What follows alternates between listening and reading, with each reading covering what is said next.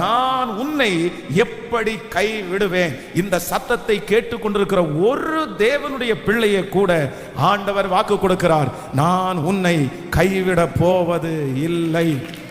இந்த சூழ்நிலையிலே ஆண்டவர் உங்களை கைவிட மாட்டார். இந்த பிரச்சனையிலே ஆண்டவர் உங்களை கைவிட மாட்டார். நீங்கள் மலையை போல நம்பி இருந்த மனிதர்கள் கைவிடலாம், உங்களை சுற்றி இருக்கிற எல்லாருமே கைவிடலாம்.